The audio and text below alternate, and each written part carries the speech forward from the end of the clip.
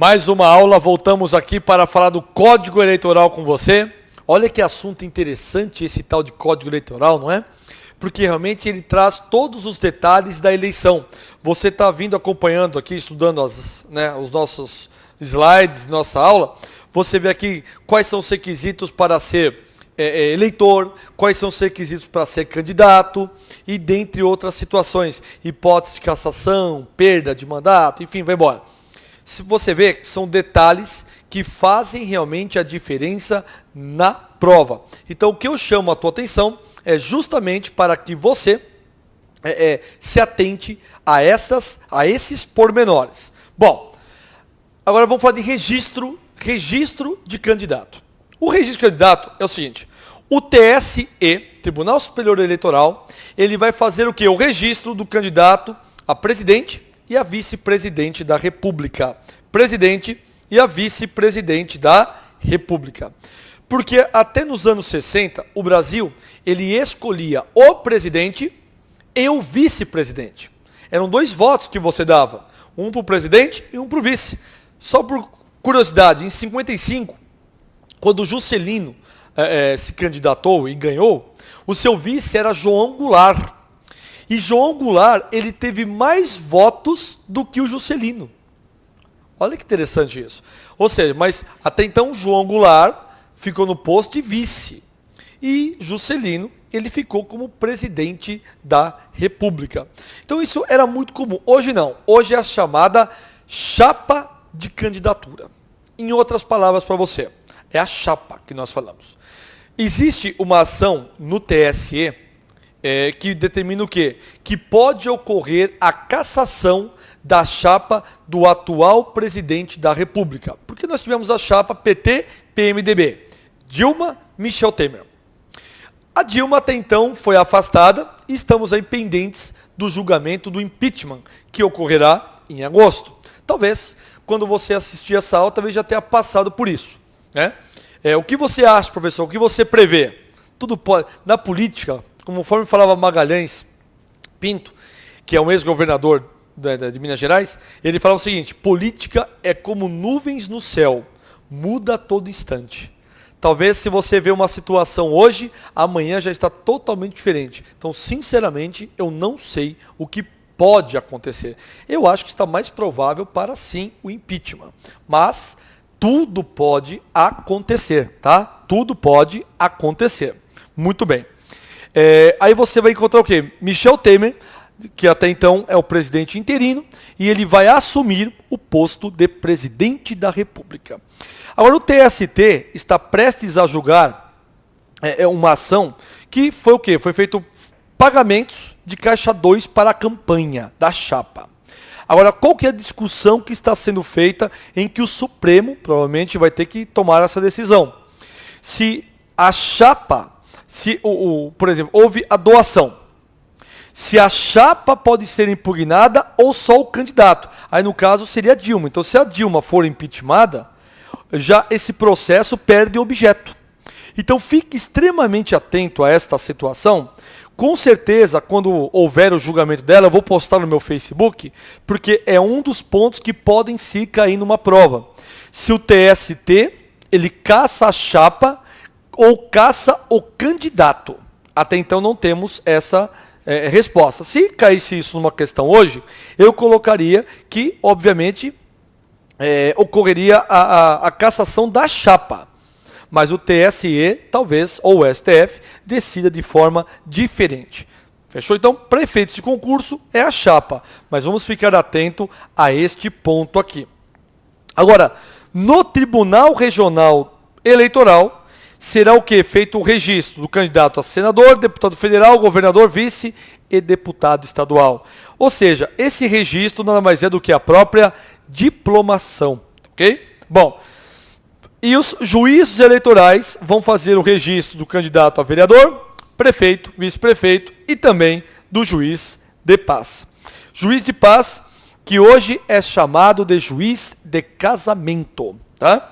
A lei fala juiz de paz, mas se você encontrar juiz de casamento, é hoje o termo adequado. Bom, agora vamos falar rapidamente aqui sobre as sessões eleitorais. Sessões eleitorais. Bom, como que será criada uma sessão eleitoral? Essa questão é uma questão muito comum, porque ela tem 3 números. E esses 3 números costumam cair de sobremaneira nas questões. Então, primeira dica. As sessões eleitorais, elas são organizadas à medida que forem sendo definidos os períodos de inscrição. Não terão mais de 400 eleitores nas capitais e 300 nas demais localidades, nem menos de 50 eleitores. Então vamos entender essa lógica para não errarmos nas questões. Opa, deixa eu ver aqui, vem cá. Deixa eu voltar aqui para você. Isso. Então entendam bem a seguinte situação. Uma sessão eleitoral, ela tem um limite, ela pode ter até 400 inscrições, se for capital, e 300 inscrições, se não forem capitais, se for uma cidade, mesmo que grande. Agora, não teremos sessões eleitorais se naquela localidade tiver menos de 50 eleitores. Porque realmente só teremos o quê? Só teremos uma sessão eleitoral se for acima de 50 eleitores. Agora, na capital até 400 e não capitais até 300. Para você gravar isso, não tem sessões que você vai participar no dia da eleição, você vê lá aquelas salas que normalmente é feito em escola pública, né? Ou escola particular, mas normalmente é escola pública.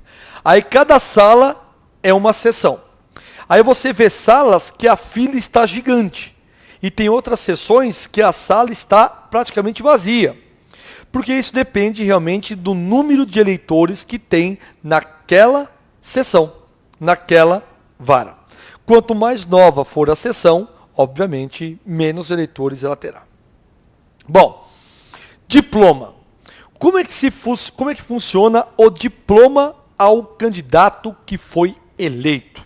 Bom, tanto os candidatos eleitos quanto os suplentes, olha só, porque todo candidato que foi eleito, ele tem o seu suplente, primeira, segunda suplência. Por quê? Porque pense num vereador. Muitas vezes o vereador ele é chamado para fazer parte da secretaria do prefeito. Então ele sai, obviamente, do campo da legislação, ele sai da Câmara dos Vereadores e ele vai para a secretaria, aí ele faz parte agora do poder executivo, que é ligado ao prefeito. Aí essa vaga da Câmara que ficou aberta, o suplente assume. Então, normalmente o suplente ele também é diplomado. E esse diploma ele é assinado pelo presidente do TST, ou do TRE, ou da junta eleitoral, obviamente, conforme o caso. Se for a nível, né, se for Brasil, Estado, ou município ou Distrito Federal. E tem uma resolução que eu separei para você, resolução 19766 de 96, que existe a possibilidade de recebimento do diploma por procurador. Excepcionalmente, o juiz pode mudar o dia marcado para diplomação, observadas a conveniência e oportunidade. Então, primeiro passo. A diplomação pode ser feita pelo procurador? Ou melhor, para o procurador? Pode. Sem problema nenhum, pode ser feita para o procurador. Mas o juiz também pode mudar a data. O juiz, ele pode mudar a data do quê? Ele pode mudar a data da diplomação. Isso não há problema algum, né? Mas desde que seja observada a conveniência e a oportunidade. Muito bem. Como é que funciona o voto no exterior? O voto no exterior só é cabível para a seguinte situação: para presidente ou vice-presidente e vice-presidente da República. Ou seja, quem está fora do país pode votar? Pode, desde que seja para presidente e vice-presidente. Ninguém pode votar para governador, deputado, senador, nada disso. E esta pessoa, ela deve procurar onde? Ela deve procurar as embaixadas brasileiras nos países ou os consulados gerais. Tanto faz, embaixada ou consulado. E esse voto no exterior, ele é encaminhado para o Brasil, claro, e consequentemente isso é computado também para efeito aí de escolha do presidente e do vice-presidente. Agora, o que eu chamo a atenção, ou seja, o voto no exterior, ele não é obrigatório, mas ele pode ser feito caso assim a pessoa deseje. Agora, o ponto inicial aqui e principal é o seguinte, que só pode votar para vice-presidente e presidente da República. Ótimo. O que é necessário, não é, para que tenha uma sessão eleitoral no exterior? O que é preciso para que exista uma sessão eleitoral no exterior? É necessário que tenhamos, no mínimo, 30 eleitores inscritos naquela região. Por exemplo, quantos brasileiros tem, sei lá, no Azerbaijão? Sei lá, mas não deve ser mais de 30 não, tá bom? Ou seja, nesse Azerbaijão, será feito, obviamente, uma sessão eleitoral? Não, porque somente será feito se for maior a 30 o número de eleitores inscritos naquele lugar. Ou seja, é extremamente importante que você lembre desse ponto também.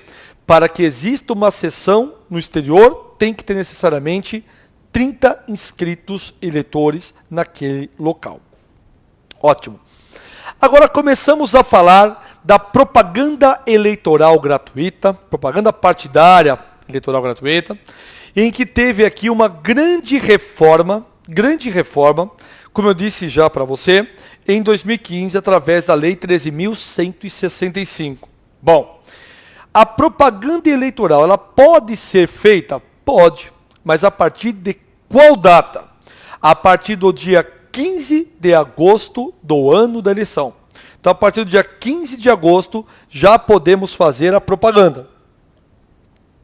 Isso teve alteração recente aqui no artigo 4º da referida lei, foi a mini reforma do Código Eleitoral. É claro que o candidato, ele pode, de um modo muito objetivo, ele pode requerer, ele pode objetivar e se intitular como pré-candidato.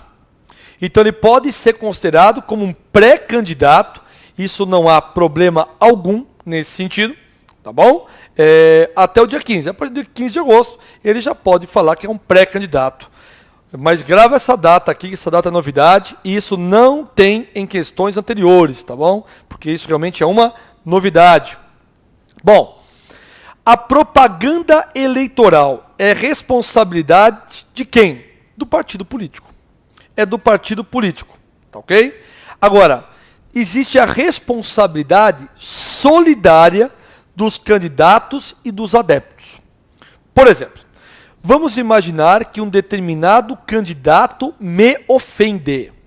Além de eu ter o direito de resposta, eu posso entrar com uma ação indenizatória para requerer uma indenização ou até mesmo requerer o quê? Uma sanção penal. Vamos imaginar que o candidato fala que eu sou um bandido, por exemplo, um ladrão. Opa, isso é uma ofensa. Além de ser necessário aqui uma indenização por danos morais, claro que cabe o que aqui? Uma ação penal, né? Por crimes contra a minha honra, não é? Isso, obviamente, que não é. Mas o que você tem que entender aqui? Que a propaganda eleitoral, ela é sim realizada sob responsabilidade do partido e solidariamente do candidato. Então, a grande dica aqui é o tal do solidariamente do candidato. E eu separei para você aqui uma resolução, também para você aqui do TSE, que fala o que aqui? Que os partidos respondem de forma solidária pelos excessos praticados por seus candidatos no que tange a propaganda eleitoral. Ou seja, a responsabilidade sempre é solidária e não subsidiária. Em outras palavras, se o partido não pagar, o candidato paga. Mas o que eu chamo a atenção? E aquelas pessoas que trabalham como cabos eleitorais para o candidato? Tem vínculo empregatício? Nenhum. Anota isso, que não há vínculo empregatício do cabo eleitoral com o candidato ou com o partido. Ou seja, somente haverá responsabilidade se houver excessos. Outro ponto importante também, O Superior Tribunal de Justiça, em 2005, julgou um recurso especial 663887. E isso só caiu em questões para você. Que houve o que? A responsabilidade solidária do candidato por dano moral, causada pela utilização não autorizada de fotografia na propaganda eleitoral. Ou seja, é o direito de imagem.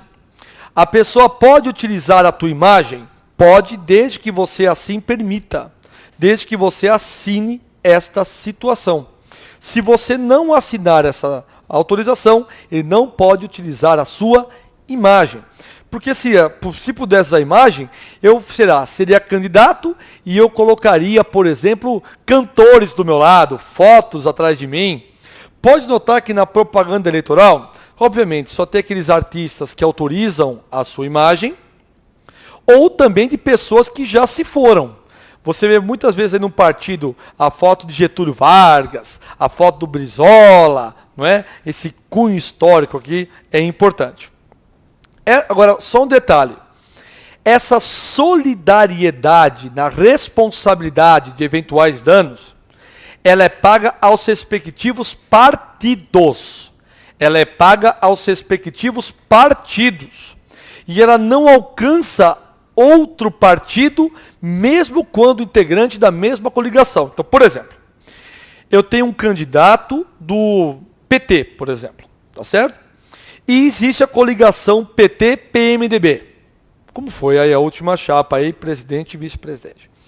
E um candidato do PT agride alguém, por exemplo. Esse alguém se sentiu lesado, entra com uma ação contra esse candidato.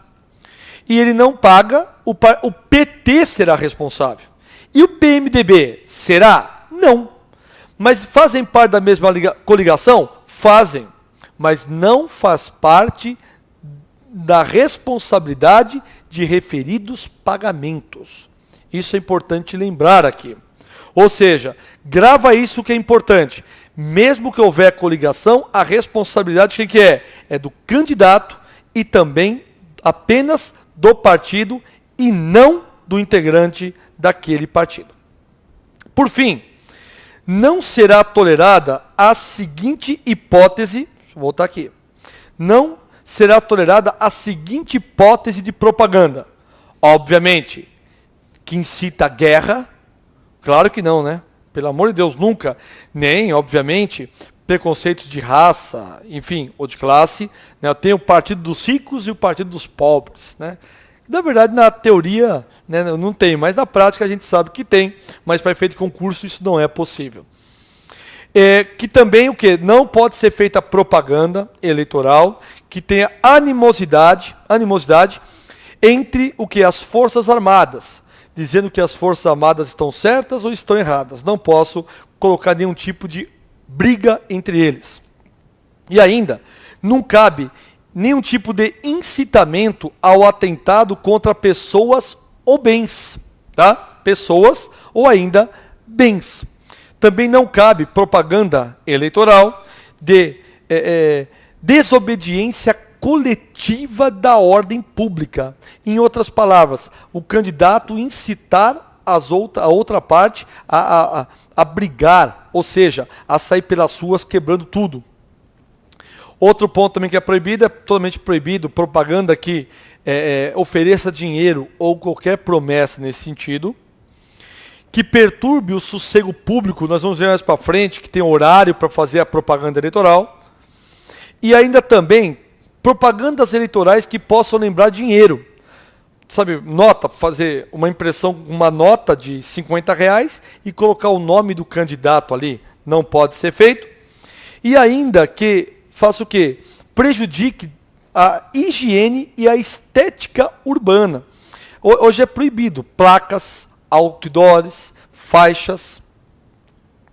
E ainda que caluniar, difamar ou fazer qualquer situação que prejudique quaisquer pessoa.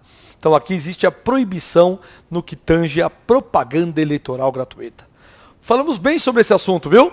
Rendeu! Com isso eu encerro mais essa aula. Obrigado.